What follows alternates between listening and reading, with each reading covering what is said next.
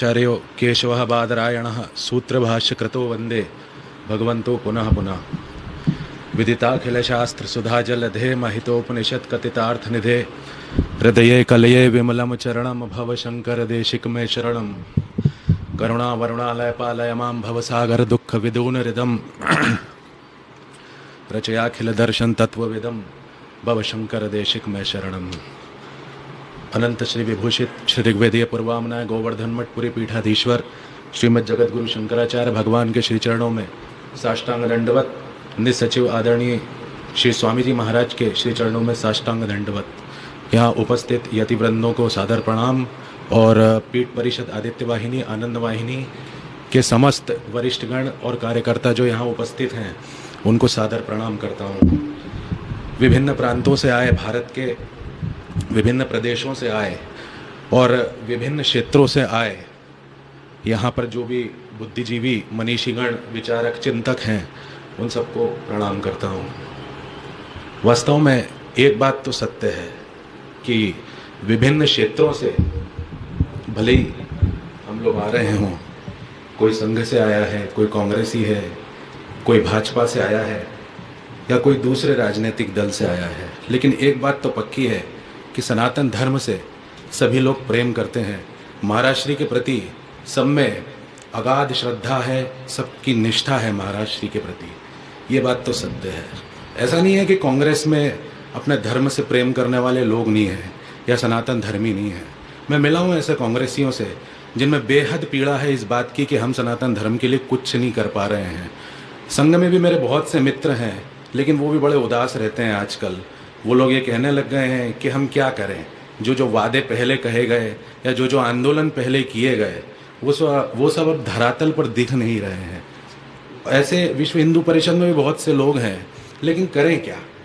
क्योंकि पार्टियां जब सत्ता में आती हैं उसके बाद में हाईकमान जो निर्धारण करता है उसी गाइडलाइन को फॉलो करना पड़ता है नीचे के कार्यकर्ताओं को।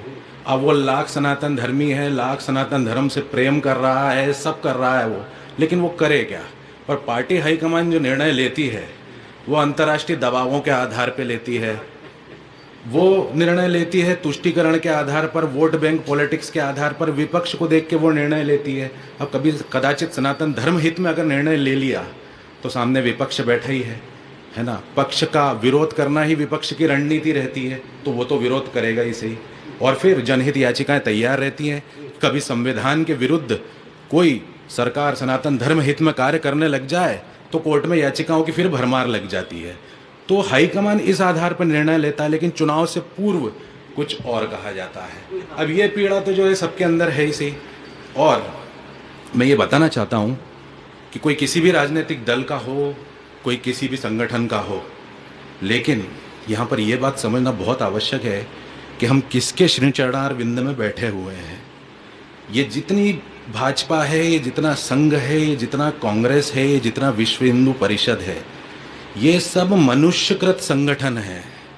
और ये जो परंपरा है जगत गुरु शंकराचार्य परंपरा, इसकी स्थापना के लिए भगवान शिव ने स्वयं अवतार लिया था। ये अवतारकृत परंपरा है, ये बात हमको कभी नहीं भूलनी चाहिए। इसकी तुलना किसी से नहीं हो सकती है, इसके सामने कोई टिक भी नहीं सकता है। 2500 साल का इतिहास इस बात का साक्षी है। और मैं कहना चाहता हूं, क्योंकि मैं जब तक वो कह नहीं दूंगा मुझको शांति मिलने नहीं वाली।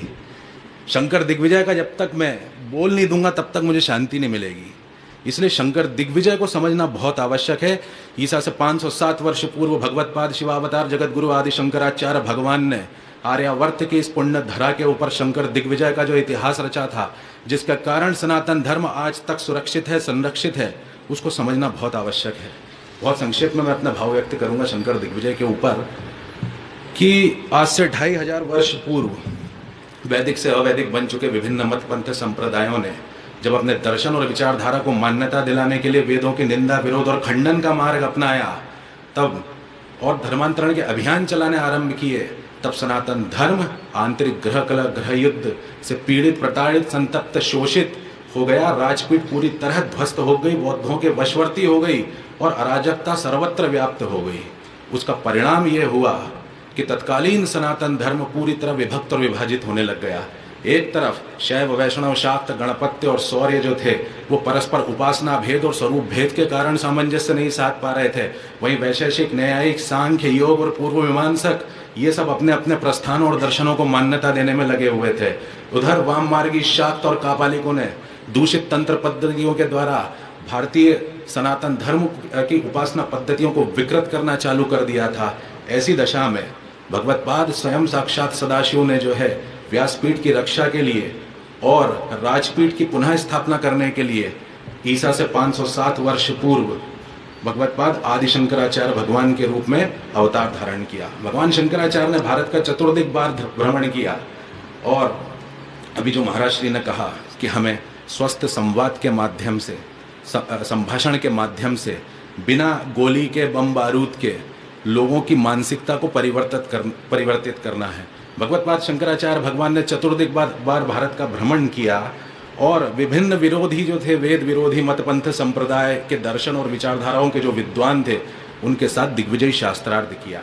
जरा भगवान आदि शंकराचार्य का वाणी विलास वैभव वाक चातुर्य और दिग्विजय शास्त्रार्थ कौशल देखिए आप कि जितों से शास्त्रार्थ किया भगवान आदि शंकराचार्य ने, उनमें से अधिकांश भगवान आदि शंकराचार्य के शिष्य बन गए। ये कितनी बड़ी बात है। अपने अकाट्य तर्क युक्ति शास्त्रीय प्रमाण दृष्टांतों के द्वारा भगवान आदि शंकराचार्य ने उन वेद विरोधी मतपंथ संप्रदायों के भ्रांति भ्रम और संशयों का निदान निराकरण समाधान किया और शास्त्रार्थ की समर भूमि में वेदांत दर्शन का वो सूर्य बनकर उदित हुए भगवान आदि शंकराचार्य, जिन्होंने उन वेद विरोधियों के दुराग्रह और पूर्वाग्रहों को ध्वस्त करके रख दिया था। और भगवान आदि शंकराचार्य में, शंकर दिग्विजय में आप पढ़िएगा, जब तक्षशिला में बौद्धों से शास्त्रार्थ हुआ भगवान शंकराचार्य का, तो भगवान शंकराचार्य ने कितने अपनत्व और आत्मीयता के साथ बौद्धों को समझाया है शास्त्रार्थ के बाद। और उसका परिणाम ये हुआ कि हजारों हजार बौद्ध पुनः सनातन धर्म में लौट कर आए। ये था अद्भुत प्रताप और प्रभाव भगवान शंकराचार्य का। और उसके बाद 4 आमनाय पीठों की स्थापना करी भगवान शंकराचार्य ने। श्री उत्तरामनाय ज्योतिर्मठ को अथर्ववेद प्रदान किया भगवान शंकराचार्य ने।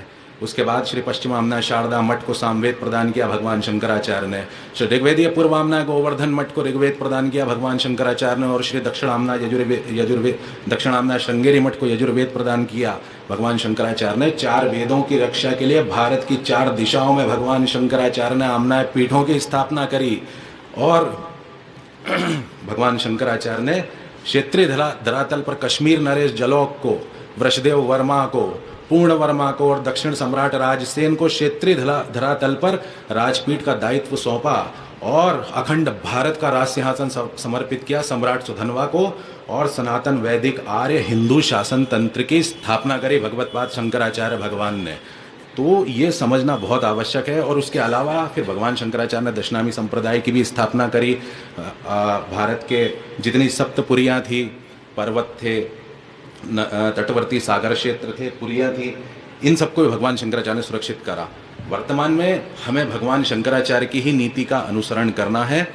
हमें संवाद के द्वारा, संभाषण के माध्यम से, और मैं ये कहना चाहता हूँ कि जब तक हम लोग तर्क के आधार पे, प्रमाण के आधार पे, साक्ष्य के आधार पे बात नहीं करेंगे, तब तक व्यक्ति हमारी बात को समझने का प्रयास नहीं करेगा। हमें लोगों को ये समझाना पड़ेगा कि सनातन धर्म की वर्णाश्रम व्यवस्था के ही द्वारा भारत पुरातन समय में सोने की चिड़िया था। जो लोग आज वर्णाश्रम व्यवस्था का विरोध करते हैं, उनको ये समझाना आवश्यक है कि भारत सोने की चिड़िया इसी वर्णाश्रम व्यवस्था के कारण ही बना था।